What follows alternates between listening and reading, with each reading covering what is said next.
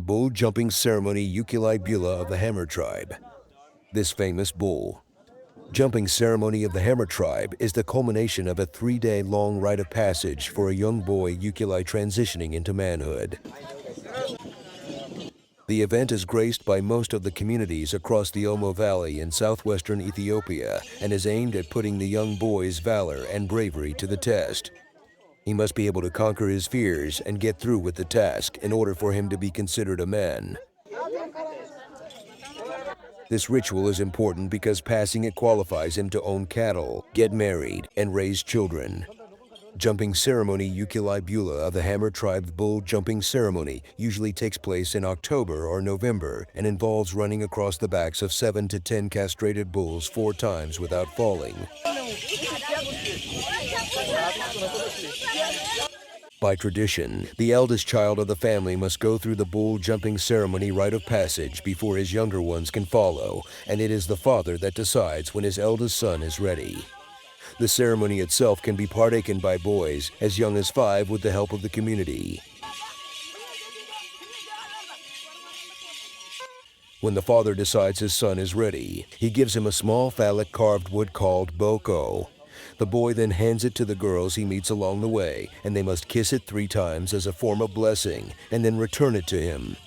He then travels to all his relatives' houses presenting the boko given to him by his father, and also invites them to the ceremony.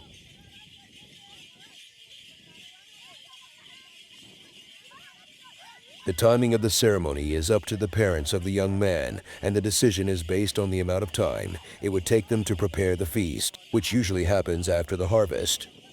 As an invitation, the guests receive a strip of bark with a number of knots or a coil of rope marked to show the number of days leading to the ceremony. The invitees then cut a piece from the bark or rope every day to keep track of the days left before the bull jumping rites.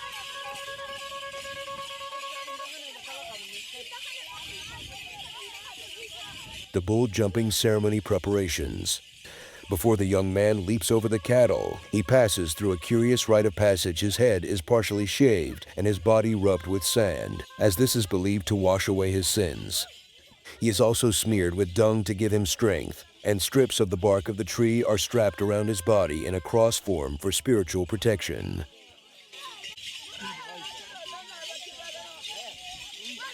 The castrated cattle, in turn, are also smeared with dung to make them slippery. Usually about 7 to 10 castrated cows are lined up representing the women and children of the tribe. If the man in question is lame or blind, he is helped across the cattle by others and must be through with this initiation rite before he can be deemed fit to marry the woman chosen to him by his parents, and he can now start his own family and build his herd.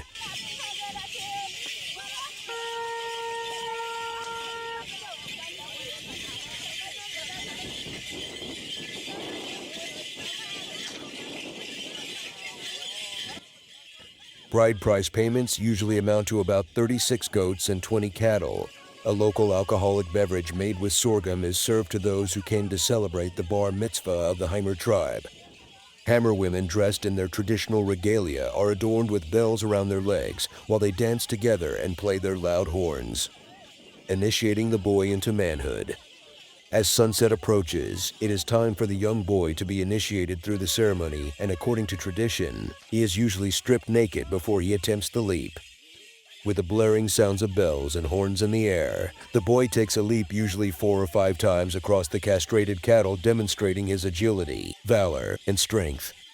And if successful, he is then sent to the elders and Maza young men who are still single and have recently done the bull jumping ceremony, who in turn bless him, shave his head, and crowns him with the title Maza.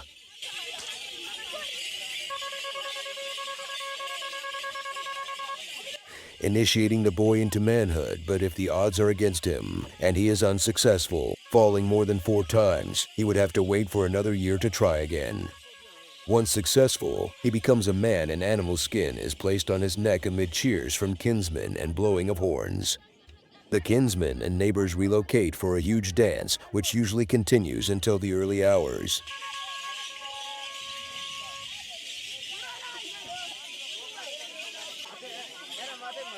The role of the Hammer women.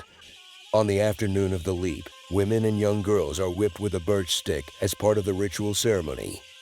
The fierce women in this region are famous for their multitude of colorful beads, polished iron jewelry, and numerous piercings that adorn their bodies. This is an intriguing, yet somewhat brutal process, since the women do ask to be whipped on their backs, and the men oblige, scarring their skins with each stroke. The role of the hammer women is believed the greater the pain, the higher the level of submission and loyalty they are showing to the Maza, and the scars left on their bodies are a symbol of the loyalty they are to receive in turn from him. The idea is that at some point in the future, the girls may need the young man's help and show him their scars, as if obligating him to provide the requested assistance. This makes the ceremony and the tribe truly unique. The bull jumping ceremony ends with several days of feasting, typical jumping dances accompanied by sorghum-made beer and coffee, which the Euclid family provides to the guests.